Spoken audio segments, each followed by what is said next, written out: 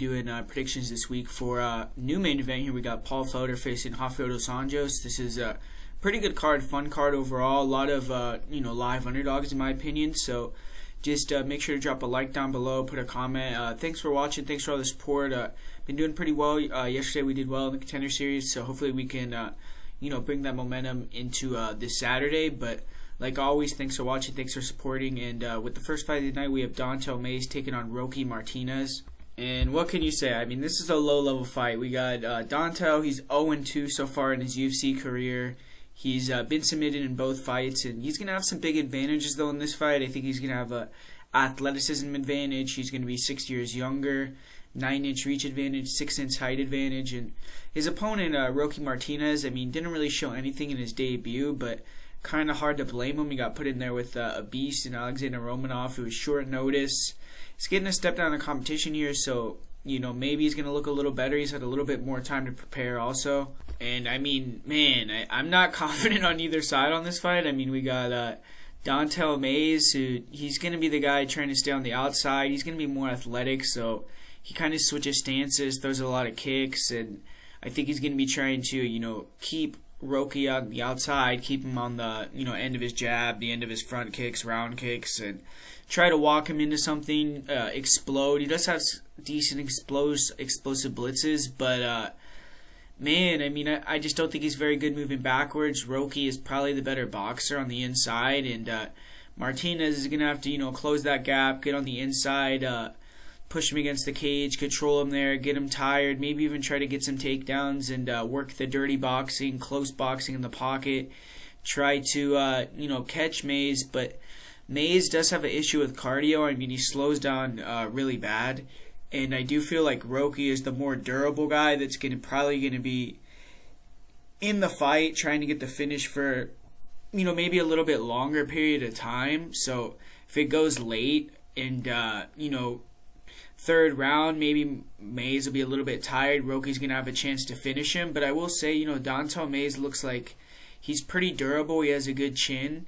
And I don't think Roque's going to catch him in a submission. I mean, it's possible if he gets him really tired, takes him down, he could submit him. But I don't know. I'm actually going to maybe side with Dontel Mays here. I mean, I feel like, man, I don't really want to pick this guy. But I think that he might be able to maybe win the first 2 rounds, lose the third round. I don't think he's going to get Roque out of there. I mean, Roque is very durable himself. He comes to fight. I think he's the tougher guy, but when it comes down to it, I mean, I think Mays, he's maybe a little bit more athletic. He's younger, and he's going to have that big height and reach advantage. So just because of that, I'm going to go with Dontel Mays. But in terms of like a bet, I mean, I definitely think it's a dog or pass situation. I think there is some okay value there on Roque Martínez, just because, I mean, I don't think Dontel Mays should be over -200 against many people, man. He's not a, very trustworthy guy. So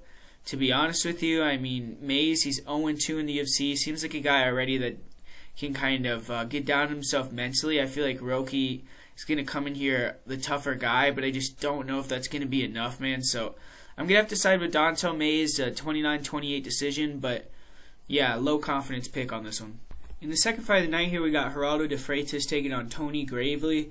2 grapplers here, and interesting fight. Tony Gravely, he was unsuccessful in his UFC debut, but it was a back-and-forth fight of the night against Brett Johns, who's a top 10, top 15 guy. And Gravely got submitted in the third round of that fight, but he's a pretty good fighter. He has some solid wins. He's a former Division I college wrestler. On the feet, he has good striking, but it's kind of all to get it to the mat. He is very explosive. He's a good athlete, very fast. Really relies on that speed on the feet. He has a nice straight right hand, good hook combinations. He will feint level changes to create openings for blitz combinations, big uppercuts. He will throw good body kicks, but isn't much of a kicker really. And defensively, he's not that good. He stands a little bit upright when he throws punches, looks a little bit hittable in exchanges, overextends a little bit, can be a little bit wild with his punches. But he's composed and doesn't really get rattled when he's hit with shots on the feet. And he's a hard guy to finish with strikes, but I do think someone who could stuff his takedowns will probably give him a lot of issues. Gravely does have 6 knockouts, and I have seen him hit some nice one-shot KOs. but mostly a lot of his knockouts are ground and pound. He has never been finished by strikes, and he shines in the grappling realm offensively. He has relentless cardio, chain wrestling. He likes to establish his wrestling very fast, very quickly in fights. Very good level changes, good singles, good doubles. He's also good at getting the entry or using the entry to push guys to the fence and chain wrestling from there. Good body locks. And in top position, he's very active, good passing ability. He likes to move into dominant positions and chip away at you, make you work, eventually drown you. Pretty good from half guard. He's strong there. He has good ground and pound and kind of just works you over until you give him a position where he could either take the back, trap a wrist, and start to finish the fight. Pretty heavy ground and pound, and he can put himself in some bad positions, though. When he shoots in on takedowns, he can leave his head there to be guillotined, and he's a little bit wild and disrespectful of people's guards at times. Like, he can leave his arms out there and can kind of try to slam his way out of shit, and that's why he's been submitted 5 times. That shows not only poor submission defense, but poor IQ a little bit. But he does have a really good takedown defense. He's very hard to hold down. He's a great scrambler. He did get caught in this, a guillotine in a kind of a scramble fuss fight in his last fight against Brett Johns. And, Patrick Mix was able to catch him in a guillotine. But Patrick Mix looks like a future world champion. And Gravely had his moments in that fight with Patrick Mix. He had his moments in the fight with Brett Johns. So he's been competitive with a lot of these real high-level guys. And overall, Gravely, he has a good ground game. His pace breaks a lot of fighters, and he's a welcome addition to the division. But he's going to be taking on Geraldo de Freitas, who's looking to bounce back from his first UFC loss. He dropped a split decision to Chris Gutierrez, which could have went either way. This is going to be his first fight in the United States, and de Freitas' last fight was his first fight outside of Brazil, and he lost. It was in Uruguay. He didn't perform badly, though, but it's still something to take into account potentially. De Freitas overall, he's a tough, scrappy guy. On the feet, he stands tall, tries to stay loose, stay fast. Kind of, similar stance to like Jorge Masvidal. He isn't nearly the level of athlete, though. He could still kind of look a little bit slow, choppy. He does have better hands than kicks. He has a nice jab, good 1-2. Likes to throw the 1-2, lean back, land that check hook. He has, some pretty good hook combinations, good uppercut combos. Good job in his last match at keeping good forward pressure, and he's long. When he finds his range, he will touch with nice combinations from the outside. He has good kicks, good low kicks, good round kicks, front kicks to the body, but he can be a little bit slow with the kicks at times. And, he did get his lead leg chewed up by Chris Gutierrez, but he dealt with that better than most people. I mean, we've seen lesser men be finished by those low kicks of Chris Gutierrez. And De Freitas ate them and continued to come forward. But he has 5 losses. And in all 5 of those losses, he's never been finished. So he's a very durable guy, but he is a guy that's beatable. And he's not really a power puncher. He only has 3 knockouts. It doesn't seem like he really has a lot of pop. And he's a good grappler, though. He's a decent wrestler. He has a black belt in jiu-jitsu. And he's very good with that up-down style. He sets up his takedowns well with strikes. And he's a good chain wrestler against the cage. In the clinch, he has good offense. But his defensive wrestling isn't very good. I mean, in the clinch, he's proven kind of hard to take down. But I feel, especially with the stance, standing so tall, the singles and doubles are going to be tough for him to defend. And they have been throughout his career. On the regional scene, he was taken down a lot. Felipe Colares was able to hit a double leg slam against the cage, take him down. And de Freitas on top isn't super dangerous. He's more of a grinder. He will hit rear naked chokes if he can take your back, but he loses position a lot and a little bit hasty trying to advance. And, he can get get caught in a lot of scramble fest fights as well, like his fight with Felipe Colares. And he can get controlled, give up his back, but he's slippery. He's hard to hold down. He will look for leg locks, but he hasn't really faced a top grappler, though. Some of the positions Chris Gutierrez, Felipe Colares were able to win make me kind of feel a better grappler may have their way with de Freitas. De Freitas does have 5 submission victories. His cardio is good, but oddly, he's only 3-5 in decisions. Hasn't really had a lot of success on the scorecards. And with this fight, it's going to come down to if you think de Freitas will catch a submission. I mean, Gravely is going to be able to take him down. He's going to take him down at will, most likely. And I feel even on the feet, the threat of the wrestling and the speed is going to make Tony Gravely at least competitive, if not better there. He is training an American top team, so he should be improving quite a bit for this camp. I don't see him getting subbed. I mean, I don't like seeing him getting subbed so many times, but Freitas isn't a big sub guy. He has 5 submissions, but not against the level of grappler that Gravely is. I just see Tony winning the scrambles, being the much more dominant wrestler. He could get a late finish, but I think it's going to be a decision win for Gravely. Freitas is tough. He's never been finished, but he's been out for a long time. This is his first fight in the United States. He's facing a guy that I think is going to give him a little bit of issues with the style that he has. So unless Freitas can catch a submission, I just don't see him getting the win. So I got to go with Tony Gravely here, and I think it's going to be a decision win. And moving along here with the third fight, now we got Randa Markos taking on Kanako Murata. And Markos, she's looking to right that wrong from her last fight with Mackenzie Dern. She's coming back pretty quickly here.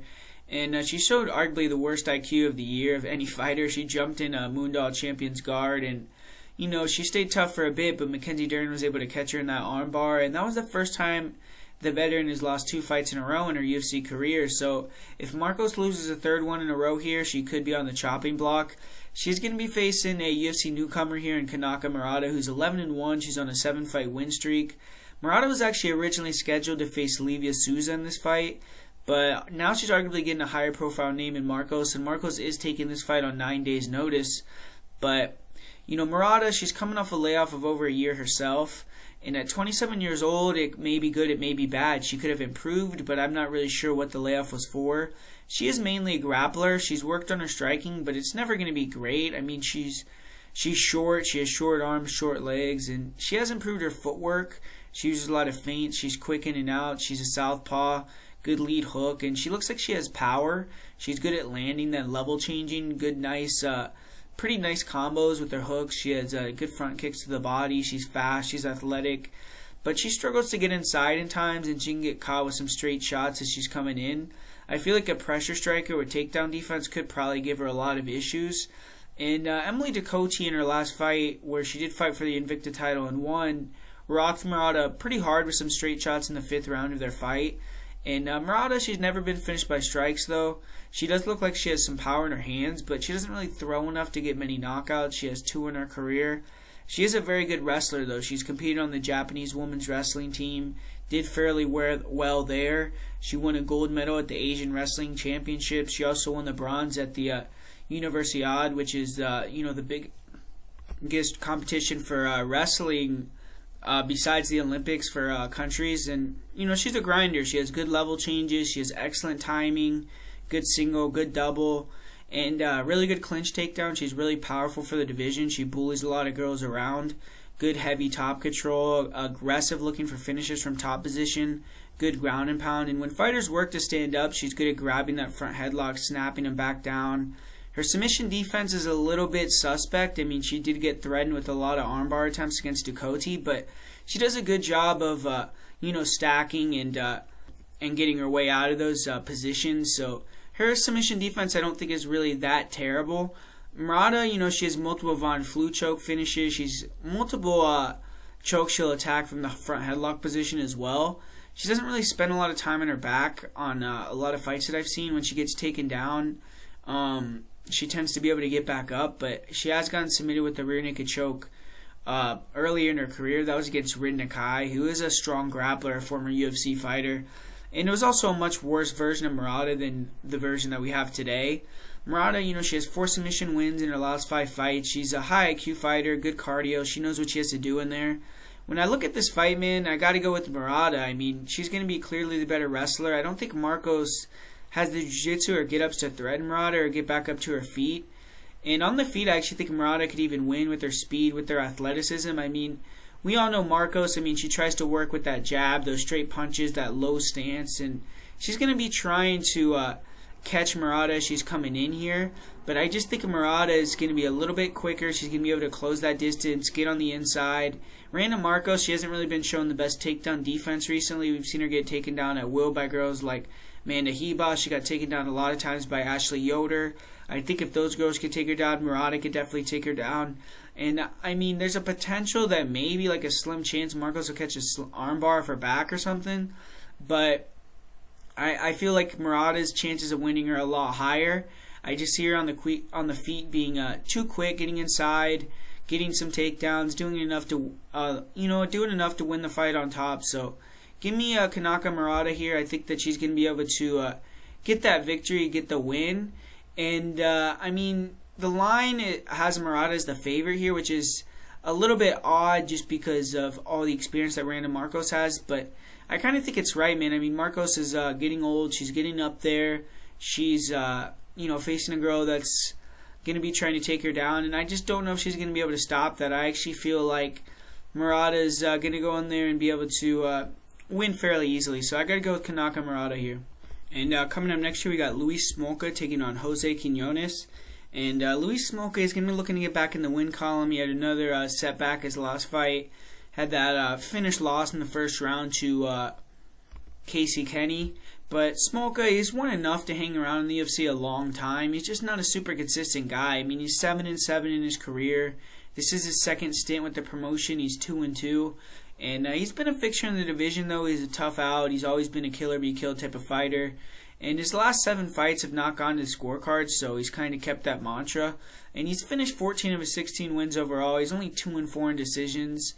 But I will say he's been showing some improvements on the feet in his last couple fights. He seems to, be fighting with more of a game plan. He was attacking the body really well in his last fight. And, he's a pressure fighter. He likes to walk guys down. That check left hook, leg kicks, body kicks, good jab, straight right hand combo, front kicks. And he has a good right hook, good overhand right. He'll throw some high kicks.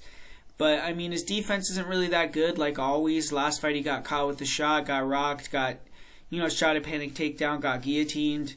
And he does have a lot of, knockout finishes. He has deceptive power, 7 knockouts in his career. We saw him walk down Ryan McDonald, land that big overhand, take him out.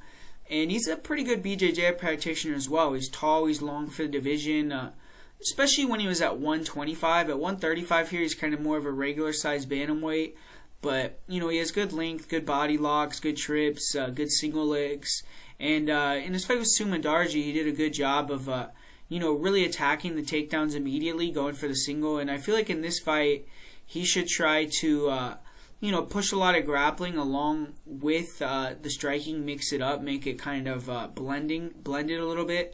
But Smolka does a good job using his, lengthen opponent's guards to posture up and land punches, or even stand up and land punches. And, he's pretty good with passing. He likes to kind of be in these big scramble fests and good ground and pound, good back takes. And, in his fight with Matt Schnell, he did get caught in a triangle. But we've seen him finish guys on the ground himself. He has big ground and pound. He'll hit some submissions. And he has 7 submissions. He's been submitted 2 times. And Quinones, he's going to be looking for a better performance here. He got pretty, embarrassed his last fight by Sean O'Malley and got finished in the first round. To me, it was one of the worst performances of Teko's career. And he may have let the moment get to him, I feel like, because he didn't really show anything in there. But Quinones, he has a good UFC record, but the fighters he's beaten are all suspect. If you look at Teko's UFC wins, almost all those guys are no longer in the UFC. So Teko seems like the guy the UFC tests prospects with, or test fighters that they think are fringe UFC level. And if you can't beat Teko, it seems like you get cut. So Quinones, I mean, he's not a great striker. He is light on his feet. He has that Alliance MMA movement. He'll switch stances, throws a lot of feints out there, tries to stay in and out. Pretty good jab, good low kicks, and he will throw some nice front kicks to the body, pretty good high kicks, but doesn't really have power. He likes to stick and move, and he only has 1 career TKO, so he only has 1 finish with strikes. His defense isn't the best. He throws a lot of naked kicks. He gets countered a lot. He also pulls back instead of moving his feet way too much. In boxing range, he's very hittable, and he seems to get overwhelmed, just went out of there in his last fight with Sean O'Malley. And he's been finished by strikes just twice, but I would say he's a little bit chinny. He's been dropped, hurt in a lot of fights. And Teko, I mean, he is a better grappler than striker. He does have jiu-jitsu tatted on his chest, and he likes to take fighters down. He has nice timing on his doubles, good body locks, good takedowns in the clinch against the cage. On top, he's not very good, though. I mean, he isn't overly dangerous, doesn't really have the best top control. He will throw some decent ground and pound from full or half guard. But, his big weapon is just his cardio to grapple 3 rounds and his timing on his takedowns. He has 1 career submission. He isn't really a finisher. He isn't great off his back. In his fight with Nathaniel Wood, when he was taken down, he kind of quickly gave his back and got submitted. He seems to show poor fight IQ when he faces adversity. He kind of gets overwhelmed a little bit. and he's been finishing 3 of his 4 losses. He's been submitted only 1 time. And when I look at this fight, I mean, the game plan for Teko in this fight is going to be to use his speed, movement, kicks, frustrate Smolka on the feet, pull him into takedowns, control on top, avoid the submissions, stay heavy, and grind Smolka out. Maybe try to get him a little bit tired. And Smolka, he's going to be trying to get in the face of Teko, back him to the cage. When Teko pulls back, he's going to be trying to land that big overhand. He's going to be, in my opinion, maybe working for some takedowns of his own, trying to test that grappling of Quinones to see if he can put him on his back. And if he can, I think he has a good chance of getting the submission. I just feel like I think Smolka is a better all-around fighter here. I think on the feet, he's going to be the guy walking him down and landing some pretty decent shots. He could even maybe hurt Quinones. And I think on the ground, if he can get on top, he's going to have an advantage. So I'm actually going to go with Luis Smolka here. I think he's going to get maybe a second-round TKO. So give me Luis Smolka. And this is a good matchup here with Alex Morono taking on Rhys McKee. Alex Morono, he had his 3-fight winning streak snapped in a pretty violent fashion. He went into his fight with Khaos Williams. He was a big favorite, but got knocked out badly early in the fight. And this is going to be Morono's 10th UFC fight, though. He is a veteran. He's going to have a massive experience advantage over McKee. I mean, just think about the guys that he's been in there with. And, he's been in the UFC for 10 fights, like I just said. So he's going to have a big experience edge. He's fought a lot of good fighters, a lot better competition level than McKee. So he's going to have that in his back pocket. And Rhys McKee, I mean, he had a rude awakening in his UFC debut. He, fought Khamzat Chimaev, and, Chimaev needed to smash, and he obliterated him. I mean, McKee was outlanded 40-0. The ref mercifully stopped the fight. McKee definitely has a better matchup here with Morono, who's going to look to probably strike. And we'll see what happens here with this type of fight. But this fight's going to play out on the feet. I mean, I don't really see either guy looking for takedowns. Morono, he has no takedown attempts in the UFC. Rhys McKee is a striker. And Morono, I mean, he's a good striker. He has decent lateral movement. He's light on his feet. Decent jab, left hook.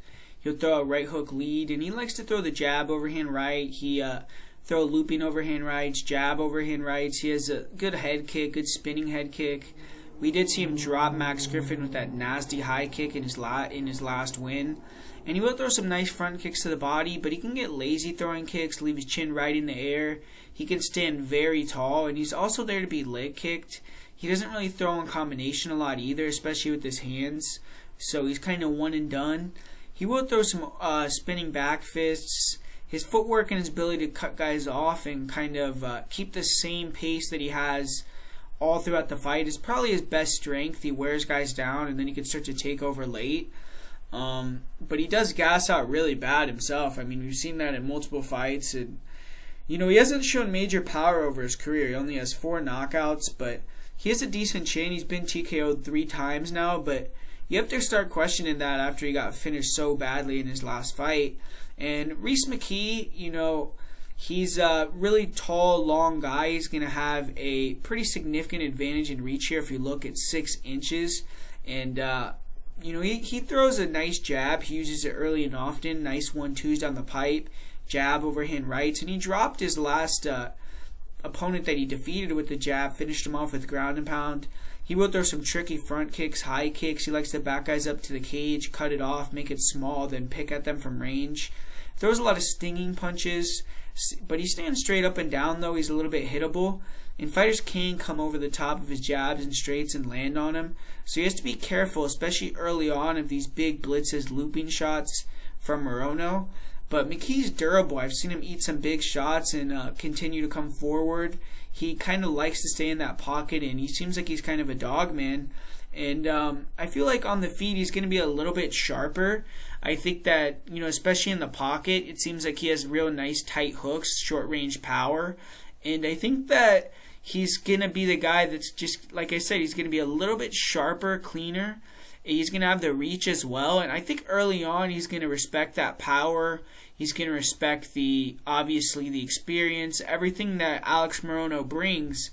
But I think as the fight continues to progress, we're going to see Morono's confidence level go down a little bit because he's going to be getting countered as he's trying to strike.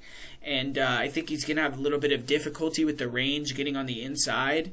And I think eventually is going to start to get a little bit tired. That's when we're going to see Rhys McKee start to go forward, put some combinations together, back him up. And when you start to see him backing Alex Morono up, I think that's when it's going to start to become, the beginning of the end. And I could see Rhys McKee getting a late second, third round TKO, KO here. So I'm actually going to go with the slight underdog. I'm going to pick Rhys McKee.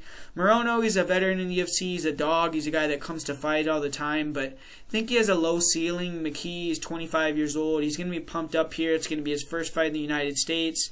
I think he's going to be a little bit better striker in a striking fight. He's durable. And I feel like he's going to be able to get it done. So I'm going to go with Rhys McKee here. And in this next fight, we got a pretty good fight. We got two girls that like to grapple, but I feel like one has a clear edge on the feet, and that's Miranda Granger.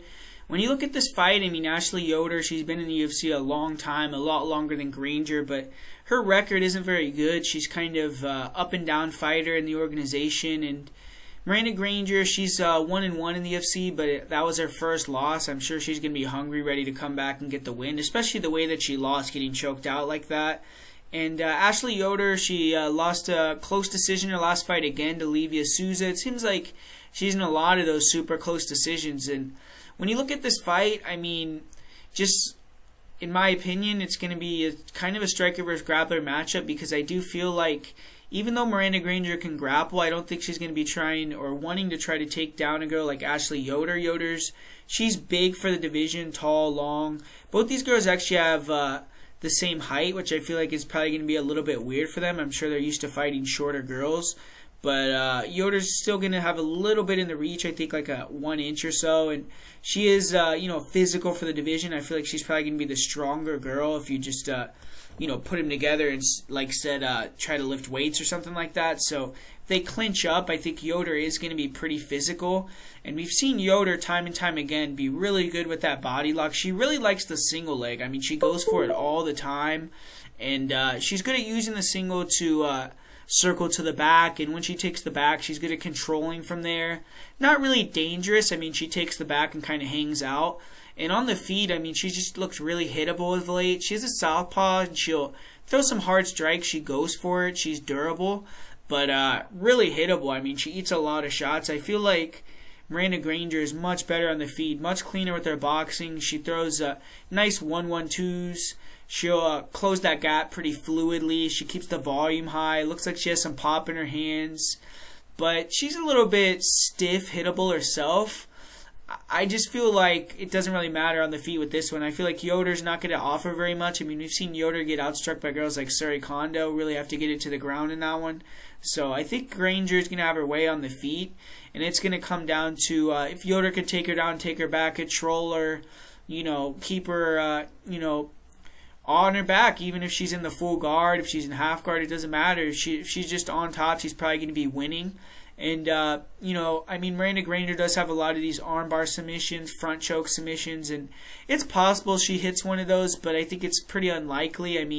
Neither of these girls have ever been finished in their career, and for me to think, Granger's going to hit one of these front chokes or arm bars from guard against a girl that's a pretty credentialed grappler like Yoder. I just don't think it's going to happen, especially with someone they call the Spider Monkey, who really likes to scramble. He's going to be kind of probably hard to catch in a submission. So, I feel like Granger needs to be able to try to keep it on the feet in this fight, stuff the takedowns, maybe use some of that jiu-jitsu, the front chokes to defend the takedowns, keep it on the feet, and outstrike Yoder. And I feel like she's going to be able to do that. I think, Yoder's used to having that range, being able to close that distance with some straight punches, get on the inside. And in this fight, she's going to have a girl that's the same height as her, that's going to be pretty similar in reach. Maybe Granger's going to have a little bit more success sticking and moving, keeping it on the outside. And I do think if it gets to the ground, even though I favor Yoder a little bit, Granger's still good there. She could threaten with the submission. She could maybe hit a sweep. She could get back up to her feet pretty quickly. So I feel like the grappling is a little bit closer than the striking. I think Granger is the girl that's hungrier, that has more of a chance to come up in the division. She's younger. So I'm going to go with Miranda Granger to get a decision victory in this fight. But I do feel like Yoder is a little bit live. And up next here, this is a really cool fight. We got Sean Strickland facing Brendan Allen. This is a real short notice fight. Brendan Allen, he actually was supposed to fight last week. He was supposed to take on Ian Heinisch. They actually weighed in, and it honestly looked like Allen kind of had a tough weight cut. And, I think Ian Heinisch popped for COVID, so that fight got canceled. So now he's coming back 1 week later. He's going to be fighting on this card against a guy in Sean Strickland that just fought 2 weeks ago. So two guys that are, Allen hasn't been active in terms of fighting, but Sean Strickland has, and Allen just had a, weight cut and basically almost a whole build-up to a fight. But, man, I mean, when you look at this fight, it's going to be pretty obvious what both guys are going to try to do, right? Sean Strickland, he's going to be, trying to keep that range behind the jab, the straight punches, use that lateral footwork, walk Brendan Allen into shots.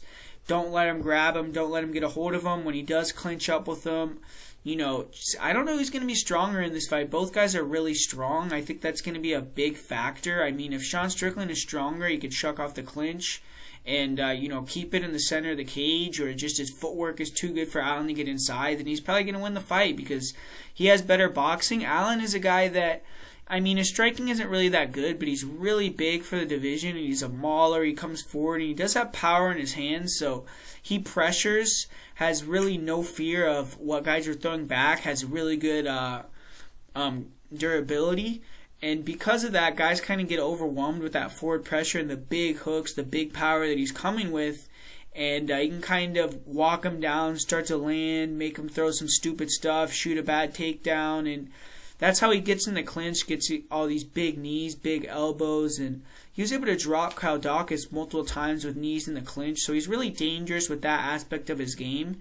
But at range, he showed again that he has a lot of issues. Daukaus really was lighting him up with the jab, with the straight punches, and then hitting takedowns. And I think if Strickland was going to come into this fight, implement a takedown game along with the boxing, he'd have a much higher percent chance to win. But we just saw his last fight where he wanted to keep it on the feet the whole time.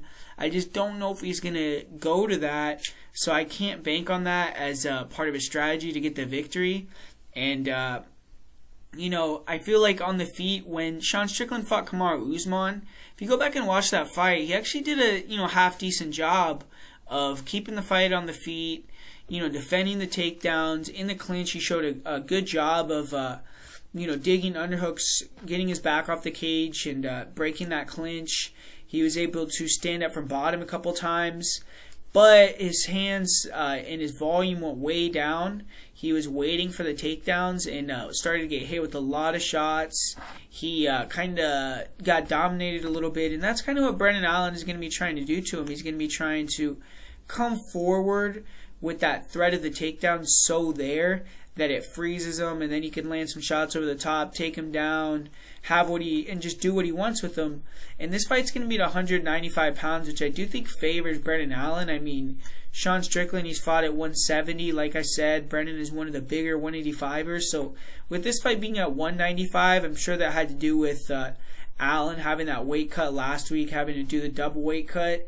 And it's going to favor Brendan Allen because he's going to be the significantly bigger guy in there, especially if they clinch up grapple. But, the thing with Brendan Allen that he struggled with a lot throughout his career is cardio, man. Like we saw it again in that fight with Daukaus, where the third round he was tired, he got beat up, he got almost finished, and got face fractures, and, he really gave up that third round in a big way. If you're going to get tired against a guy like Sean Strickland, who maybe is a little bit more of a veteran, has a little bit better boxing, a little bit better fight IQ, who's to say that he can't put you out or hurt you and take your back and submit you or something like that? So they both have to be careful here. Both these guys are black belts. Both these guys are really good on the ground, really good on top. Strickland, I feel like, is better off of his back. I think Strickland, he's a good butterfly guard, stands up well. Brendan Allen, he's scrambly, hard to hold down as well, so it's hard to say. But I've seen Brendan Allen submitted in the past. I've seen him put in some really bad positions as well. So because of that, I will say that I think Strickland maybe has a little bit better submission defense and game off of his back.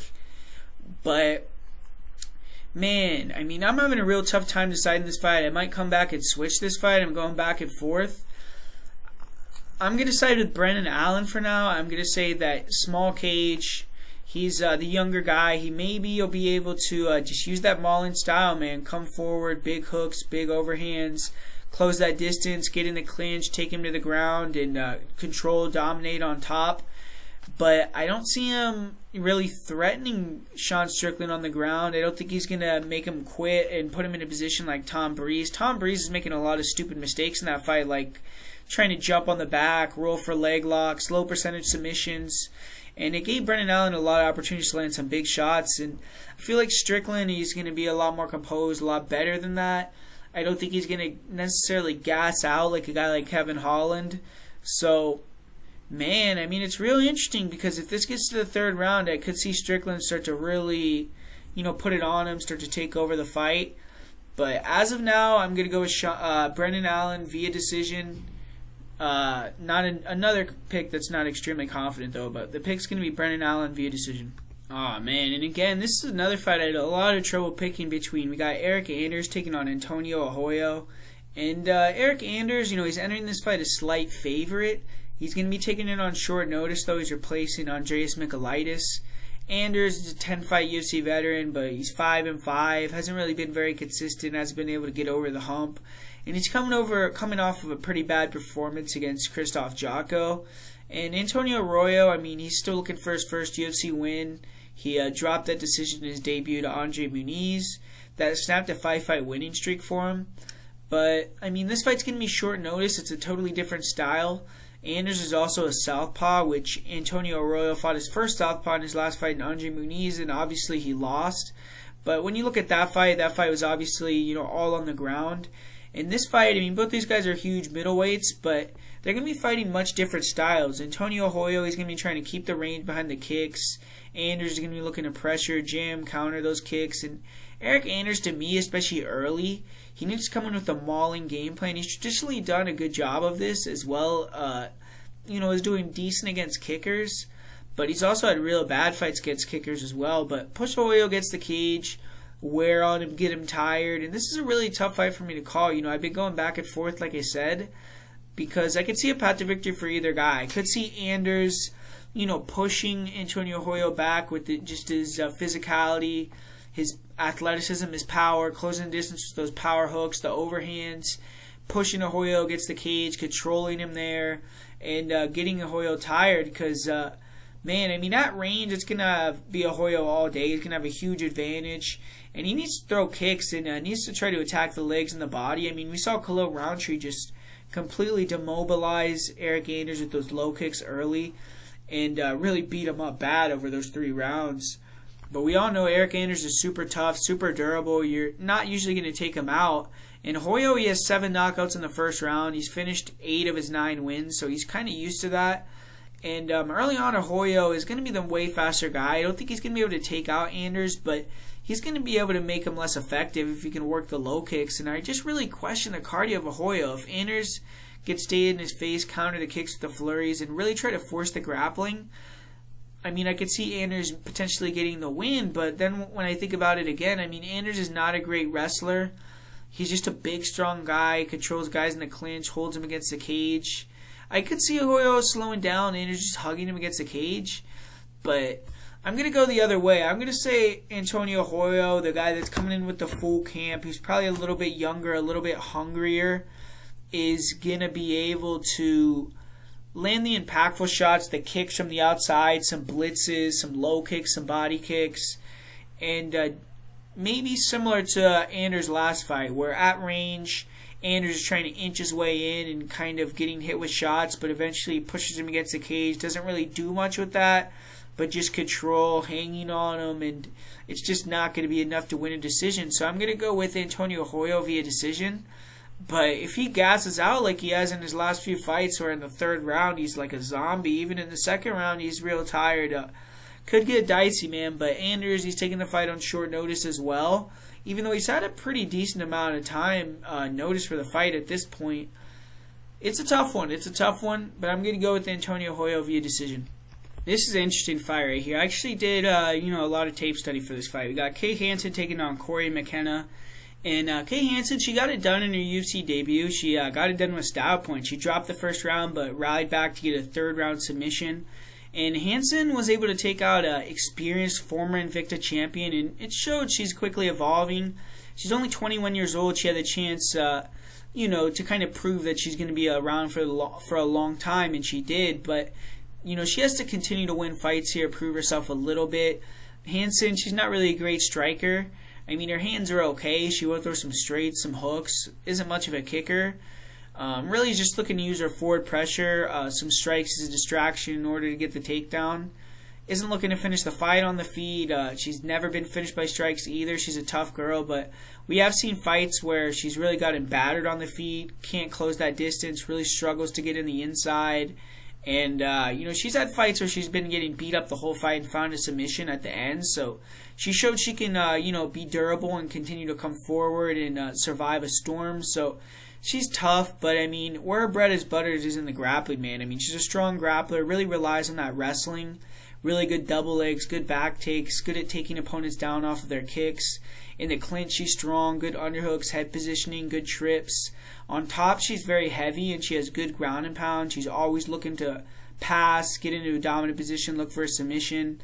Good mount, good back take. And when she gets the back, she will flatten girls out. She's effective there. She also will just sit in half guard, laying ground and pound. She likes to look for the guillotine, and she will finish the guillotine from mount. She has a good arm triangle. She'll attack front chokes from side control. She, will attack arm bars from mount as well at times. But I haven't really seen Hansen taken down. She is good off of her back, and she's hard to control. But, I haven't seen her on her back too much, to be honest with you. I mean, I've seen her attempt some leg locks. She's finished 5 or 6 wins on the mat. She's young, she's aggressive, she's improving, and she pushes a high pace. In the small cage, her wrestling should be pretty effective.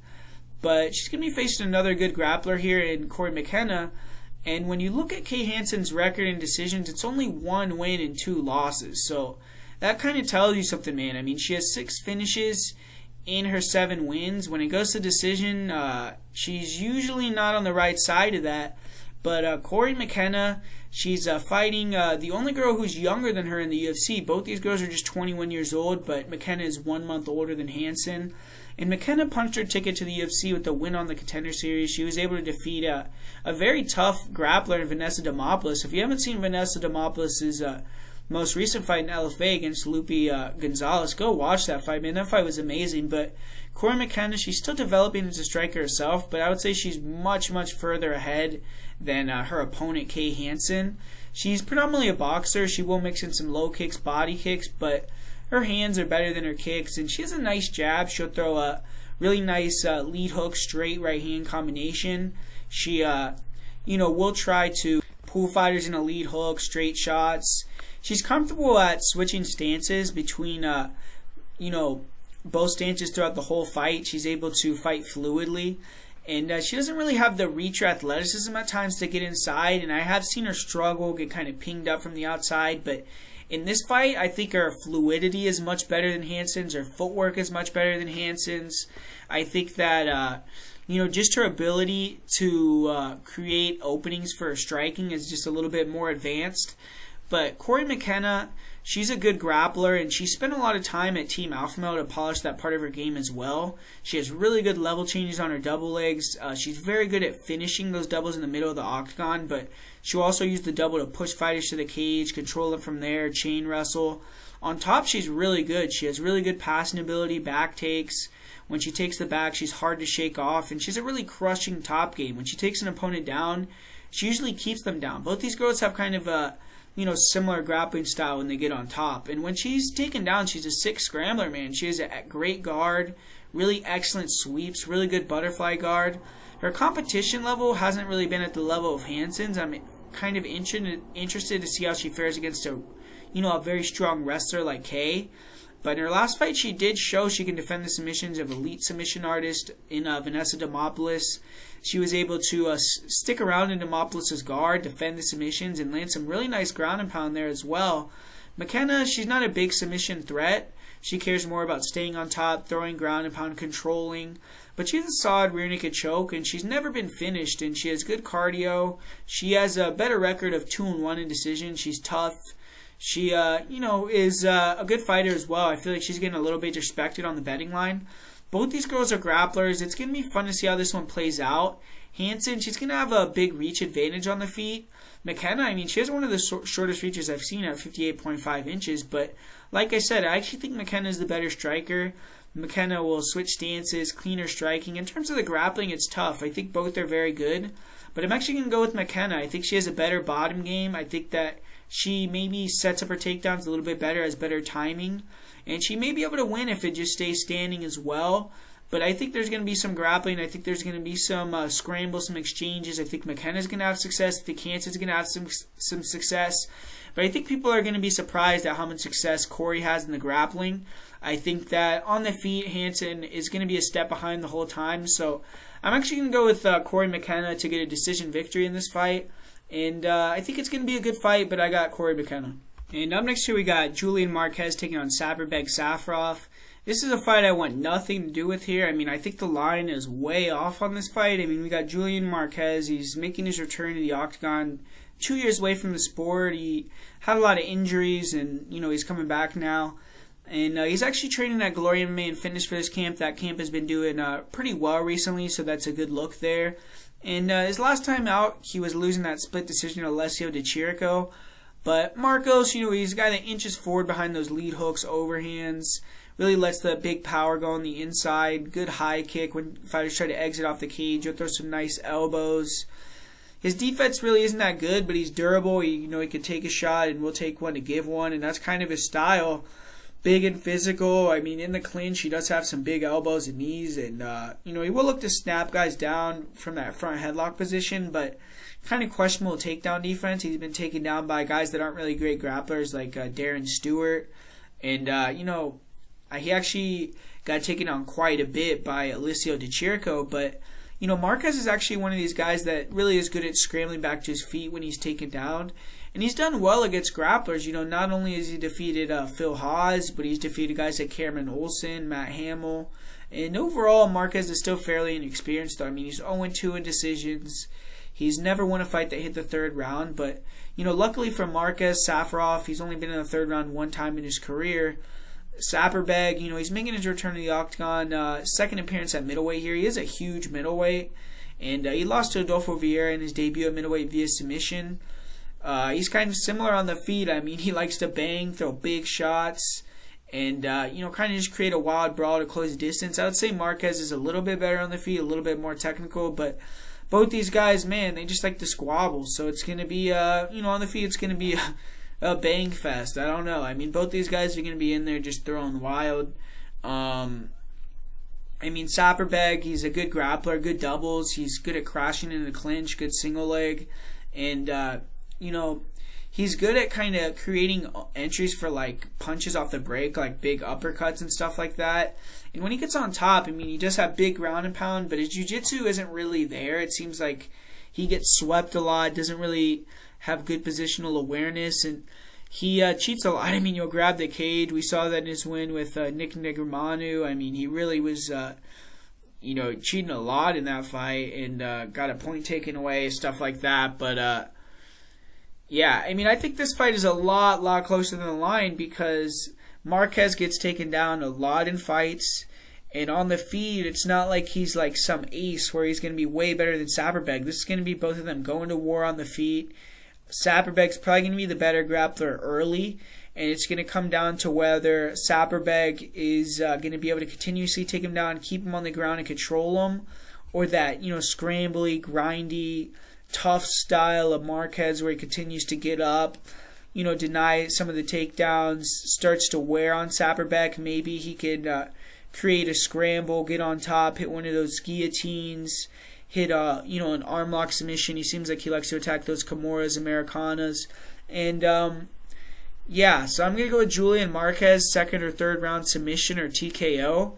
But this is a fight that I just don't want anything to do with besides watching. I think it's going to be a really fun fight to watch. But I got to go with Marquez. I mean, Saperbek hasn't had a lot of success in the UFC, and we've seen like he's kind of like he'll have injuries in his fight. Seems like he's old, worn out. So got to go with Marquez here. But like I said, I mean, it's hard to trust a guy coming off over a 2-year layoff in a fight where it's going to be another tough guy that's going to be willing to bang trade with him and is probably the better wrestler. So, I mean, I would stay away from the fight in terms of the line completely, but I'm actually going to pick Julian Marquez here. And man, in the co-main event, we got a super explosive fight. We got Abdul Alhassan taking on Khaos Williams. And Abdul Alhassan, he's going to be looking to bounce back. He suffered that loss in his comeback fight. I think that was about 3 months ago at this point. And he was returning from a long layoff. He was almost 2 years away from the sport and had a lot of things on the outside that were kind of in his head. You could even see during fight week he was kind of battling some demons there. So hopefully now, after he had that performance, maybe he could shake off a little bit of rust, be a little bit sharper this time. He kind of got essentially dominated. And he's going to be facing a fighter now with a similar style to him and Khaos Williams. I mean, when you look at Alhassan, all 10 of his victories are first-round knockouts. 6 of them are in 1 minute. That's what he does. He's super athletic, powerful, explosive, wild. Really tries to come forward with that jab, overhand right, with that cross, with the uppercuts. He'll switch it up between the overhand right and the uppercut as a lead. And he switches stances, throws really hard low kicks, some really wild high kicks. On the inside, you'll just look for these tricky uppercuts, big tight hooks. He's really willing to brawl in the pocket because he just really trusts his speed, his athleticism, his power. And he has a good judo background, heavy hips. He's pretty hard to hold down or take down. He's hard to take down in the clinch especially. Omar Akhmedov did take him down pretty convincingly throughout the fight multiple times. And he won the third round. Alhassan kind of gassed out. And that's something that Khaos Williams is going to be trying to do, because Khaos Williams, he did announce himself to the UFC stage in style, man. He dusted Alex Morono in less than 30 seconds. And this is going to definitely be the biggest win of his career. He is the younger fighter. He's 9 years younger. He's going to have a 5-inch reach advantage. But his striking, to me, it's not really that great. There's a lot of low kicks from the outside. He'll leap into hooks, rear uppercuts, big overhands, wild right hands. He'll drop his hands when he throws kicks, though. He really trades real sloppy. He'll leave his head right on the center line. And against Alhassan, man, you're going to be in trouble if you do that. If he gets touched clean, he's going to get knocked out. He really relies on his reach and kind of being just outside of range in the pocket.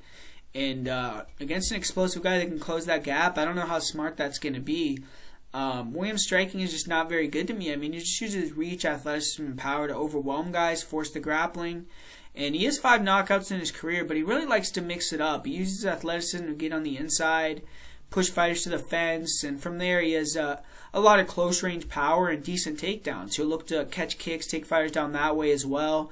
And on top, Williams is not super dangerous. He stays heavy on top, mauls opponents, good short ground and pound, good front chokes, and he just likes to stay on top and grind you out. We saw that in his fights on the regional scene. He really pressed a real heavy grappling style, clinch heavy style, control against the cage. I'm just looking at that 22 strikes per minute. That's pretty crazy. But, this fight can be described with one word, man: explosive. Early on, both these guys are going to come in. They're going to freaking bang. And I think Razak has a huge advantage and might sleep him pretty quickly. I don't think Khaos is a grappling and takedown Razak, control it consistently. He tries to get a lot of his takedowns in the clinch. So I got to go with Razak here by knockout or decision, but I don't see it going 3 rounds. I actually think it's going to end probably within a minute with Abdul Razak in the KO. So give me Abdul Razak Alhassan for the win here. Then finally, man, we got the new main event. We got Paul Felder taking on RDA. And fuck, man, first thing you got to say is you got to commend both these guys for taking the fight. Felder, 5 days notice, takes this main event. RDA, man, what can you say about RDA? I'm going to, talk about a little bit, that message, he called out Michael Chandler, then he said, you should be ashamed with yourself because Chandler said he had other plans. And, man, I agree with RDA, man. We're going to do something right now, but, this dude's a bad motherfucker, dude. Look at these people he's fighting, man. I don't know, Michael Chandler, I guess he doesn't think, former champion, a guy that's fought literally, look at Michael Chiesa, Leon Edwards, Kevin Lee, Usman, Colby Covington, Robbie Lawler, Magny, Tony Ferguson, Eddie Alvarez, Cerrone, Pettis, Nate Diaz, Benson Henderson. Come on, dude. Habib, Donald Cerrone again, Evan Dunham, Bocek, Gleason Tebow, Clay Guida. Like, come on, man. Give this guy the fight. If you like RDA said, if you want to say you don't want to make the weight or so, I get what he's saying. I mean, it's a high risk, low reward fight. I mean, RDA would have a big chance to win that fight, but I mean, I just gotta give credit to RDA, man. I mean, everyone's giving credit to Felder, and rightfully so. He took the fight on short notice, but RDA accepted the fight, and RDA will accept a fight with anybody if you give him a fight, man. I mean, RDA is the man. He's one of the best of all time, former champ, and come back down to 155 for this one. So I'm really interested in that. I'm interested to see both guys how they come down to 155, because Felder's taking the fight on real short notice, but I guess he's been doing some triathlon training or marathon training or something, so I guess he maybe is low on the weight. But it's still going to be interesting to see if, he can cut down and make that weight easily. But looking at the fight, I mean, it's a really intriguing matchup. I actually think it's a better matchup than the fight with Islam Makhachev versus RDA, just in terms of, a fan-friendly fight, because both these guys have real good Muay Thai on the feet. Paul Felder, he's has good hands too. Real good hands, a good jab, good 1-2, throws real sharp, tight punches, and good counters. But, he's more kick-oriented, a lot more creative with his striking. Throws a lot of spinning back kicks, a lot of, spinning back elbows, a lot of front elbows, lead elbows, things like that. And RDA, he's a Muay Thai guy too, but he's more meat and potato style, come forward, uses the boxing, uses the low kicks, forward pressure, breaks you down, throws a pretty good amount of volume out there. And I think a lot of this fight, they're going to be throwing a lot of kicks at each other from the outside, and low kicks from RDA. I think Felder's going to be trying to land that the inside kick, the body kick, because they are going to be southpaw here. But yeah, I mean, I think that it's going to be an interesting fight on the feet. I feel like people are kind of disrespecting RDA a little bit. I mean, people act like the guy's like he can't strike anymore. I mean, he's been losing to a lot of grapplers, but I don't think he's gonna have like an issue or just be outclassed striking on the feet with a guy like Paul Felder. But Paul Felder, he's gonna have to, kind of, I feel like, bring that Tony Ferguson style game plan, high volume, kicks from the outside, a lot of elbows, stance switching. Try to throw those elbows, man, because I feel like he can maybe cut open RDA. And, RDA has a lot of scar tissue. He's been in a lot of wars, things like that. And he could, make the fight a little bit easier by doing that.